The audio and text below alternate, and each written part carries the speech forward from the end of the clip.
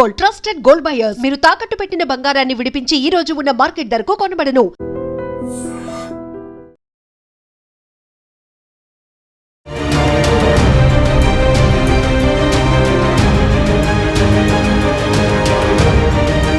భారతదేశంలో తొలి హైడ్రోజన్ రైలును శుక్రవారం రోజు ప్రధాని నరేంద్ర మోదీ జెండా ఊపి ప్రారంభించారు. ఈ రైలు హర్యానాలోని జింద్, సోనిపట్ మధ్య నడుస్తుంది.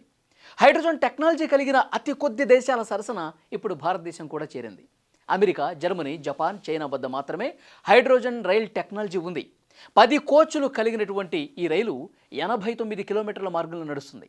ప్రపంచంలోనే అతి పొడవైన, శక్తివంతమైన రైలు ఇదే అని నిపుణులు సైతం చెప్తున్నారు. ఈ రైల్లో హైడ్రోజన్ సిలిండర్లు నిల్వ చేసిన 2 బోగీలు ఉంటాయండి. హైడ్రోజన్ గ్యాస్ను హై ప్రెజర్ ట్యాంకుల్లో నిల్వ చేస్తారు. ఈ మొత్తం రైల్లో అత్యంత కీలకమైనది 1200 కిలోవాట్ల proton exchange membrane fuel cell, PEMFC అంటారు. దీంట్లోనే హైడ్రోజన్, ఆక్సిజన్ మధ్య రసాయనిక చర్య జరిగి విద్యుత్ ఉత్పత్తి అవుతుంది. ఈ మొత్తం చర్యలో బై ప్రొడక్ట్స్గా నీటి ఆవిరి, వేడి మాత్రమే విడుదలవుతాయి. పూర్తిగా ఎలాంటి కర్బన ఉద్గారాలు లేని క్లీన్ ఎనర్జీగా చెప్పొచ్చు.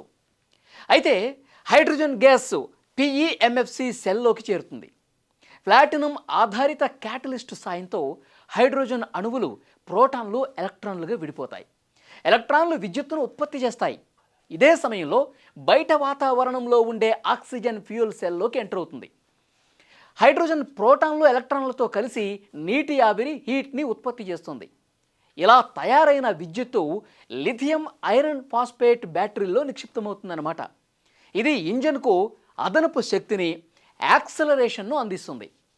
రైలు బ్రేకులు వేసిన సమయంలో రీజనరేటివ్ బ్రేకింగ్ సిస్టమ్ వల్ల ఉత్పత్తి అయ్యే విద్యుత్తు మళ్ళీ బ్యాటరీల్లోకి వెళ్ళి నిల్వ అవుతుంది. హర్యానాలోని జింద్లో దేశంలో అతిపెద్ద హైడ్రోజన్ నిల్వ, రీఫ్యూయలింగ్ కేంద్రాన్ని కూడా ఏర్పాటు చేశారు. సుమారు 3000 కిలోల హైడ్రోజన్ నిల్వ సామర్థ్యం కలిగి ఉంది. NFPA-2, ISO 19880 అంతర్జాతీయ భద్రతా ప్రమాణాలకు అనుగుణంగా దీన్ని నిర్మించారు. ఈ రైలు మొత్తం 10 బోగీల్ని కలిగి ఉంటుంది. ఇందులో 2 హైడ్రోజన్ పవర్ కార్లు, 8 కోచ్లు ఉంటాయి. సుమారు 2600 మంది ప్రయాణికుల సామర్థ్యాన్ని కలిగి ఉంది. గరిష్ట ఆపరేటింగ్ వేగం గంటకు 75 కిలోమీటర్లు. నిజమైన వేగం గంటకు 110 కిలోమీటర్ల వరకు ఉంటుంది. ఈ రైలు పూర్తిగా స్వదేశీ సాంకేతికతతో RDSO అభివృద్ధి చేసింది.